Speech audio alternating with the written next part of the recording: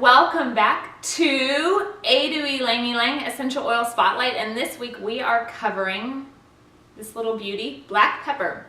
And I have to admit that this was one of the last oils that I got. Foolish me, I just didn't know. You know, when you're acquiring oils and you kind of hear these big ones, and this is one that you don't hear about a lot, but I think that's our fault. We need to talk about this because this is an amazing oil that we have certainly used in cooking. That's obviously one of the biggest uses. But as we're researching just the amazing things it does, I mean, I'm going to link this right up there. Now we're going to add it to our turmeric and stuff. We're going to maybe add it to DDR Prime and start using this one. I'm not sure about it on a daily basis because we've also been doing the new pink peppercorn, but frequently, much more frequently than we have.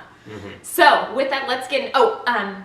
Black pepper is harvested in India. It's along the Malabar coast. That's mostly where it's grown in the world. And interesting is that it's a vining plant, they call it a vining tree, but sort of real thick, and then it vines out. And then these beautiful little clusters of the berries, they're the fruit of the plant, come down, and they start off green, and then they begin to redden. And they harvest them when they're green. They're nice plump full berries, and then if they were going to make the dried black pepper like you cook with all the time, is that they soak them for a bit and then leave them to dry out, and then they kind of harden up, and that's the black pepper. If they took the outside shell off and then dried that, that would be white pepper. And then we sometimes cook with like green peppercorns. That's a lot in French cooking. But so this is the oil, the black pepper oil, and they do harvest it when it's green, but it's named the Piperum nigerum? Nigrum. Okay, so now that we know kind of where it's from, tell us about the chemistry. The chemistry of this one is really fascinating. It's really complex. Yeah, this oil is hard to describe because some oils, you know, will have like one or two major constituents, and so we can hone in on them. Black pepper, so Jesse explained how they get the botanical origin of it. But then they steam distill the berries, and that's how we get the oil. And it has a host of chemical constituents, just a long list. But they predominantly fall into two families. They fall into the monoterpenes or the sesquiterpenes. Okay, so terpenes. We're talking terpenes. When we talk essential oils, we talk about terpenes a lot. And I'm probably going to have to do a totally separate video kind of about organic chemistry a little bit more and what terpenes are. Kind of get into the chemistry. But real briefly, if you take 5 carbon atoms and you arrange them in a certain structure with some double bonds, some single bonds, you get the isoprene unit. And then you take, so think of that as a Lego block. Okay. So you take 2 of those Lego blocks, put them together, that's a monoterpene, add a third one, and that's a sesquiterpene. Now, and then there are more. There are diterpenes, which are only in a couple oils. There are triterpenes, and there are more. Yeah, so you're going from isoprene is 5 carbon atoms, a monoterpene is 10, sesquiterpene is 15. When you start getting beyond that, the molecules get so big, they don't come with the essential oil. They come with like the whole herb, or if it's a pressed citrus or something, you know, it has to be a different extraction method. Which is another one of the reasons that we say cook with the fresh herbs and spices as often as you use the oils, because you get the benefit of all the molecules. That's right. So in general, monoterpenes, they really help prevent the accumulation of toxins in our body. They're good for your liver, your kidneys. They're typically antibacterial. They're stimulating, an expectorant. That's just kind of in general. You know, most essential oils have some amount of monoterpenes in them. Sesquiterpenes in general are anti-inflammatory, they're hypotensive or sedating, or they're calming in their effects. They can enter your brain tissue, and typically they help get oxygen into the tissues. They're oxidative, not oxidative, where they destroy tissue. They actually help oxygenate the tissue. And the sesquiterpenes usually carry a lot of the aroma. So we've talked about in other videos how ketones can carry aroma. Well, so can sesquiterpenes. They're nice smelling molecules. So that's kind of in general. Now, black pepper is specifically high in beta-caryophyllene, L-limonene, saponine, and carine. So some of these we've talked about before, but just kind of know those enes on the end usually refer to the isoprene molecule that makes up their base structure. And Jesse was asking me, like, well, so what? So typically a lot of the enes are antioxidant in nature in our bodies, and so is a byproduct of metabolism. We break down stuff, and typically we have unwanted byproducts where we have this little electron hanging off the molecule. Well, electrons are highly reactive, and so that little electron can go and attack body tissue and cause damage.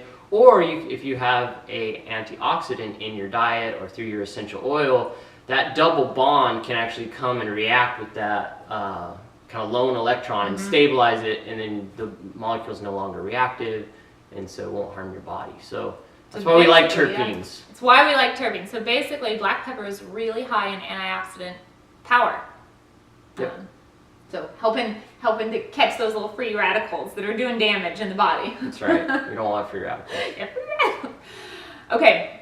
Anything else on the chemistry? No. Maybe I should mention though that kind of a special property of black pepper is it helps with bioabsorption. So we're gonna talk a lot about how it's good for your digestive system, but it's very special in that it helps you absorb nutrients out of your food.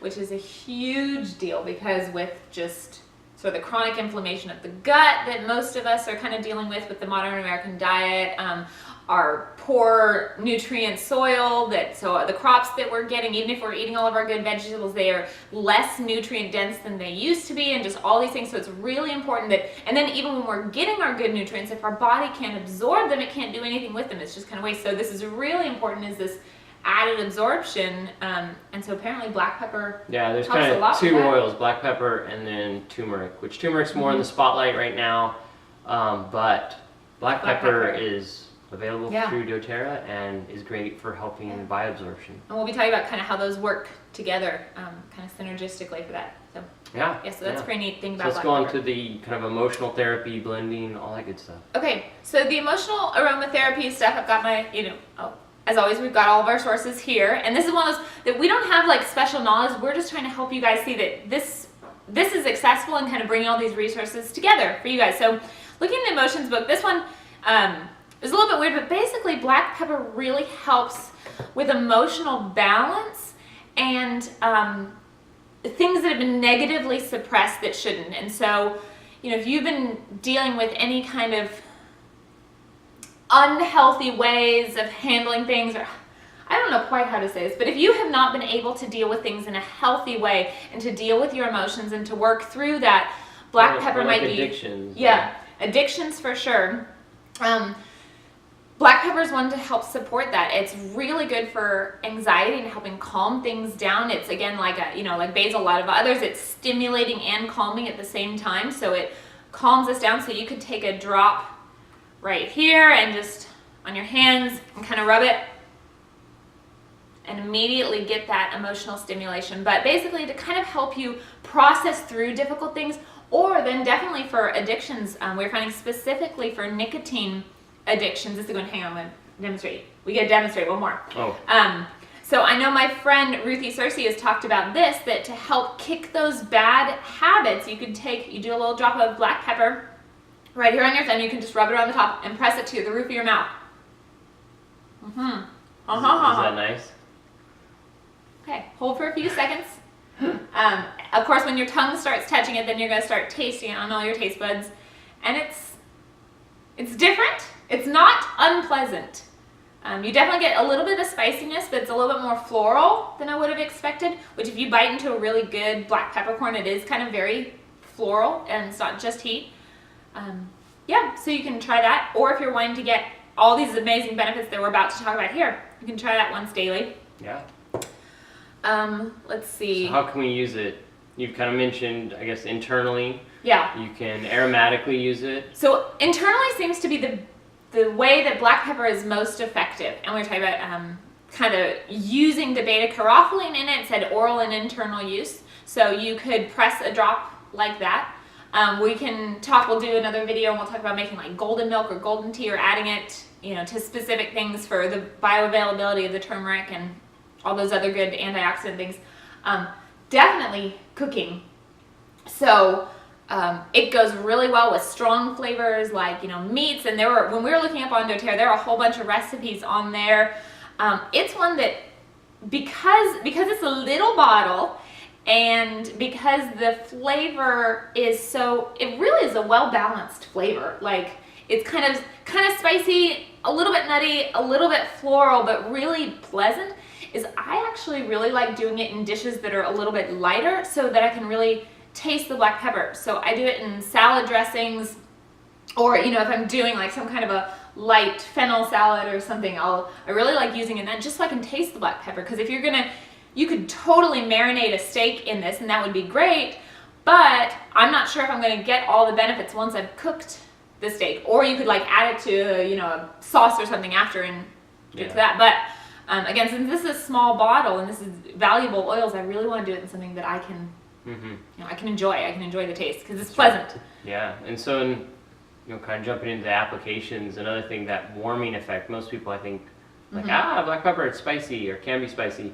But you can use that to your advantage, so it helps stimulate your circulation system. Yes. So if you're one that's prone to maybe like cold feet, especially in winter, I know, my lovely lady here kind of gets cold feet.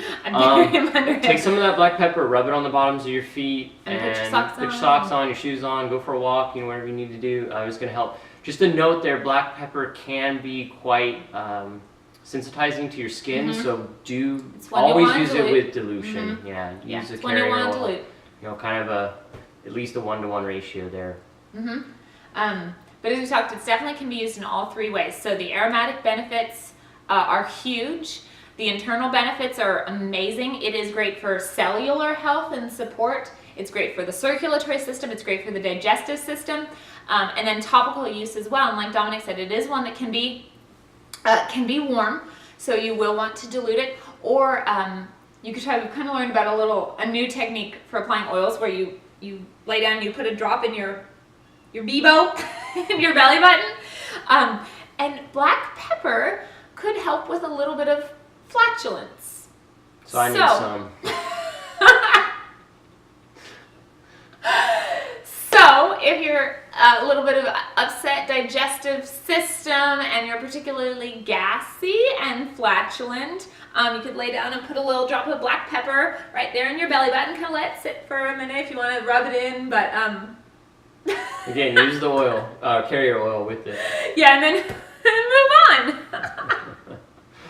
So yeah, really all things digestive. I mean, if you're going to consume it with your cooking, you're going to just get that benefit. And again, it helps because of the monoterpenes. It helps with detox.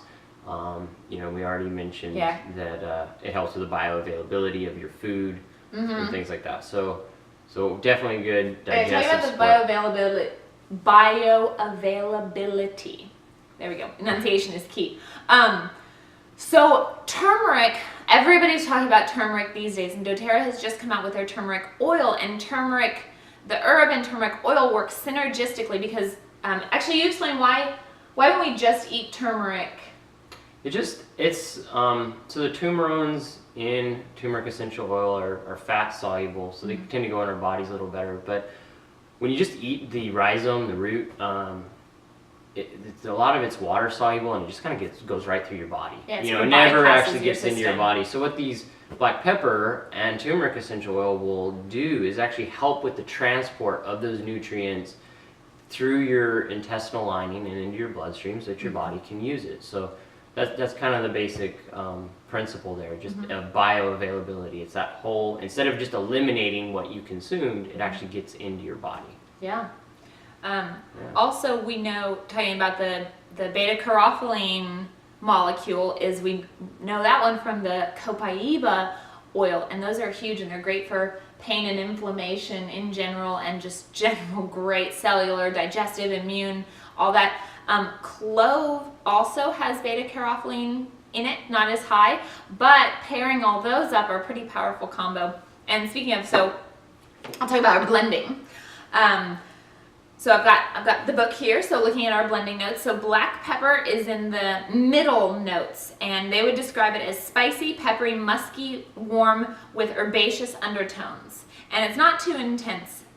So if you're going to create your own blend, this is going to be your good kind of balancing oil in the middle. You want some of the base notes and you want some of the high top notes for that. It's also in doTERRA's Anchor blend, which this is in the yoga collection, and this is one that we really I love use Anchor. just It's such a well just balanced daily, blend. yeah. It just smells wonderful. Yes, it is, and you know, not even doing yoga. This is just one of those, again, great talk about kind of anchoring, centering, balancing, all those things, just going, whew. This is a really great oil, very balanced oil, so we enjoy this one. Yeah. And final application is respiratory use. So oh, yeah. it does do the digestive, but you can also use black Mm-hmm. pepper for respiratory use. The main way there is put it in a diffuser with some of the other suggestions Mm-hmm. Jesse put, and kind of balance out that blend, or just use Anchor. Yeah, yeah. I was gonna say some of the suggested oils to pair it with: cardamom, copaiba, clove, juniper, kumquat, vetiver, coriander, and frankincense. So basically, it can kind of go with a lot. Mm-hmm. Some of the more florally Yeah. smelling oils like coriander. So sounds good. Yeah. So. Okay. All right, so I think hopefully so. you, like us, learned a lot about black pepper. Yeah. And where are we going next? Blue tansy. Blue tansy. Y'all, This delight, a gem. is a gem of Rare an gem, oil. yes, We blue use this tansy. one every day, and we'll tell you how next week. Yeah, so continue to post in the comments of how you like using black pepper. Again, we have not covered everything. We've tried to go a little bit deeper than the surface, but there is still so much more to this oil. So use it, comment, tell us how you like using it, tell us your blends, and any other tips and tricks. Bye.